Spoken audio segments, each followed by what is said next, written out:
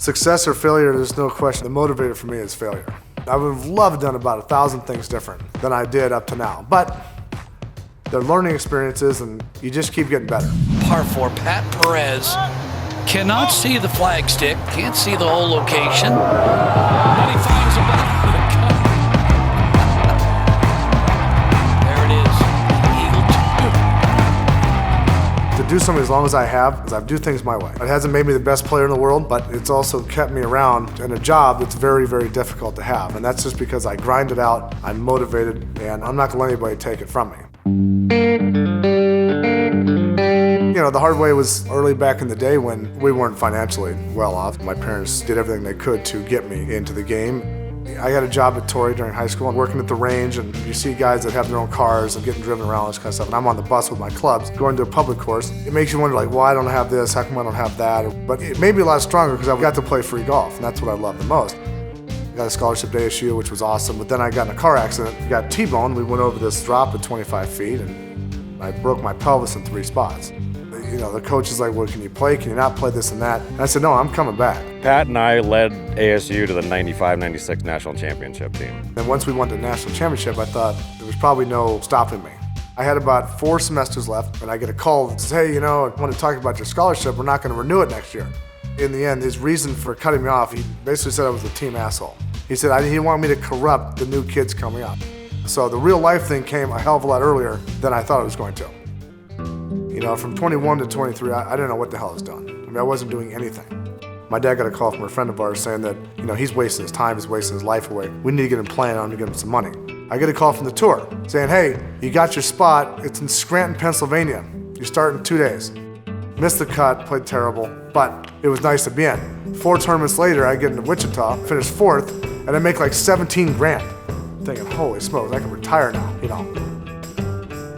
You know, I went through a pretty hard lesson there at Pebble Beach my first year.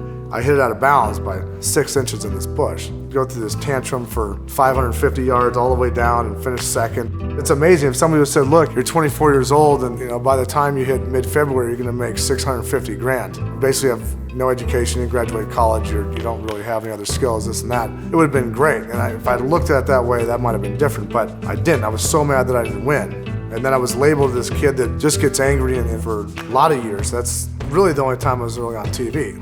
But you know, I did it to myself.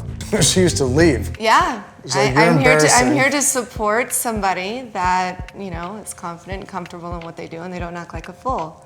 The drive has always been there, but I don't know if exactly the belief was.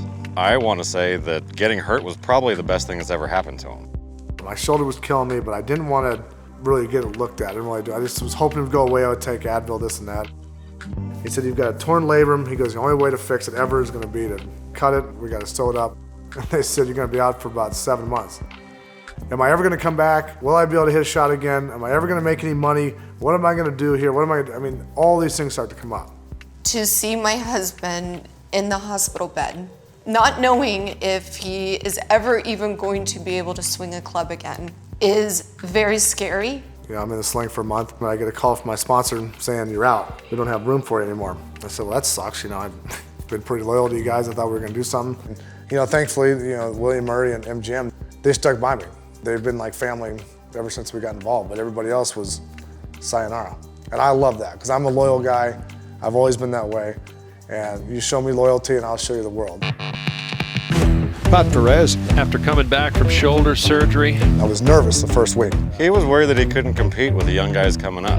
Couldn't hit it far enough, couldn't do that. And from the first day, the first shot, it all became an even playing field again. Perez, oh, and a beauty. Tell you what, he's been playing some awfully good golf. It was a hot start from Perez. I'm in the shower, and for some reason I'm staring at this thing, and I'm watching this all like unfold, and I said, wear something nice today, because I'm winning this tournament. So I don't know what it is, but it's done. I'll see you at the end, but I'm winning this tournament. And now, after having time to regroup, realize who you are and what this game means to you, like his father said, he is back. I knew the entire day he was going to win this, and he slayed it. Leaving no doubt who the best player has been all week long, Pat Perez. Deep down, I think he always knew he was better than everybody else. It was just actually getting to a point where you could actually show it and believe that you could do it. Perez. This looks good. Oh, fantastic. What a comeback shot that is, and Pat Perez off to a wonderful start. You know what? I'm not worried about the media anymore. I'm not worried about opinions. I'm not worried about any of this stuff. I'm gonna go out, I'm gonna get focused, I'm gonna do my thing, and that's gonna be it. Pat Perez from the bunker. And he ran with it. Wow.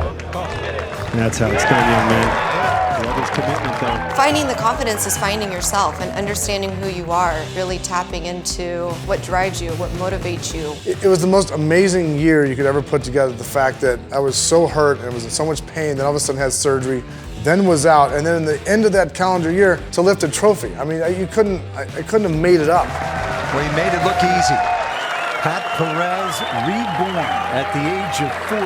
I went Mike Hoban 16, and I went CIMB in 17. That was an 11-month span, and the thing that's funny about that is the first 15 years of my career, I'd only won once. Been a long time coming since 2009, his last win. It just looks solid all day. The work ethic is always on point. During the week, there's no alcohol, we're not going out late. Waking up at 4 o'clock in the morning, never sleeps in. He's always on his game. It shows that my hard work, where I am mentally and where I am in life, it's all paying off, because I'm pretty much defying the odds of what a guy at 41 should do on the PGA Tour.